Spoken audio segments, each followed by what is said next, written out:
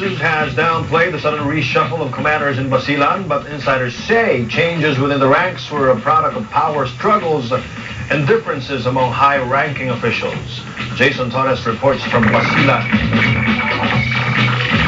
Martin, on the eve of the Marines' biggest offensive so far against the Abu Sayyaf, the AFP relieved Colonel Ramiro Alivio as commander of the 1st Marine Brigade here in Basilan. Colonel Alivio turned over his command this morning to Colonel Rustico Guerrero in a hastily organized ceremony at the brigade's headquarters in Isabela, Basilan.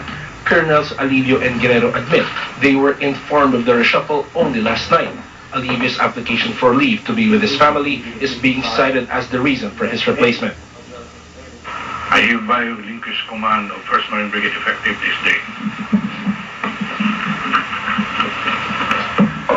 I signed in your presence.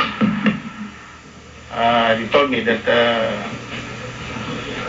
a brigade commander should be installed in his presence during his absence.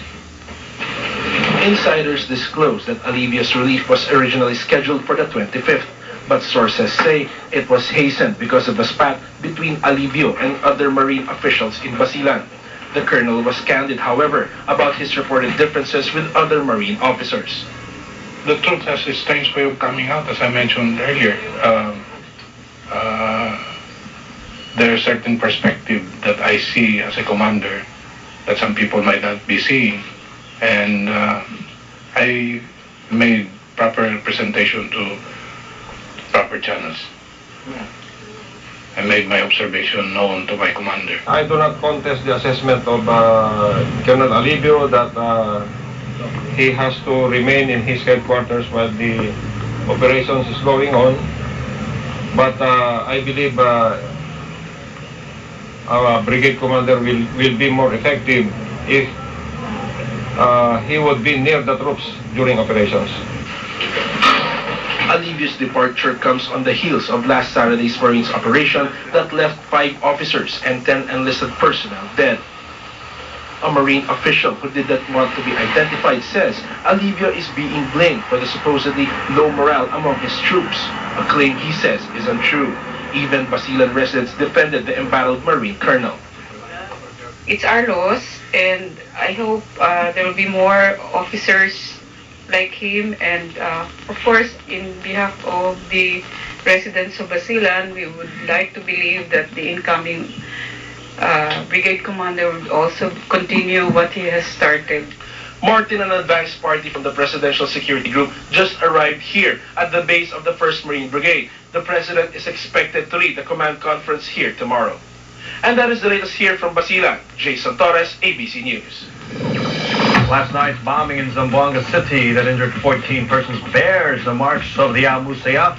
Police said the bomb that exploded in Plaza Pershing was made of ammonium nitrate and formed using an alarm clock and magnet. These elements are usually found in improvised bombs made by the bandit group. Authorities believe the bombing was a tactic to divert government resources from the continuing military operations in Basilan and Sulu. This afternoon, police defused a bomb found in public area in Pagadian City. The police and military went on full alert yesterday and started putting up checkpoints in strategic areas in Metro Manila to prevent possible attacks by the Abu Sayyaf. Intelligence operatives are on the ground, but we have not seen any group that is about to carry out any attack. A general court-martial has dishonorably discharged the main plotters in the Oakwood mutiny. The 12 officers who were sentenced today belong to the group that broke ranks with now Senator Antonio Trillanes and had earlier issued an apology letter to the president. Our defense correspondent Errol Kabatbat has that story.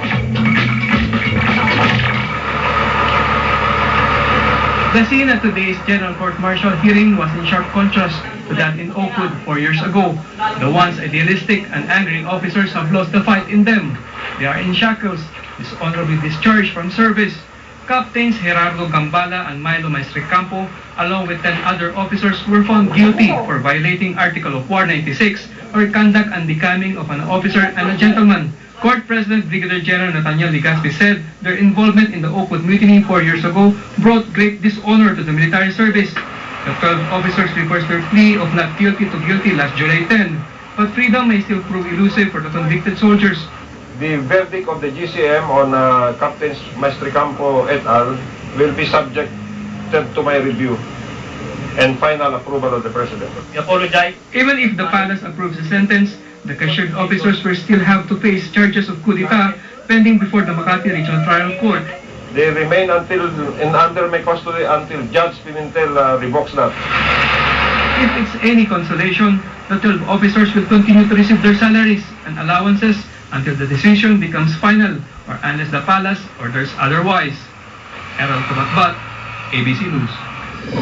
Foreign accounts of suspected terrorists cannot be freezed under the Human Security Act. Bangko Sentral Assistant Governor Juan de Zuniga clarifies only peso deposits owned by suspected terrorists may be scrutinized by the government with the permission of the Court of Appeal. De Zuniga says foreign accounts may only be freezed if these are proven laundered. It may be worthwhile for the Bangko Sentral and the law enforcement agencies and the Anti-Terrorism Council to consider entering into a memorandum of agreement as to how court orders for the examination and freezing of deposit accounts can be implemented in an orderly manner. Next on Central, Hurricane Dean deals Mexico a pounding. And on Lifestyle Check, a lightweight bike to cope with heavy traffic.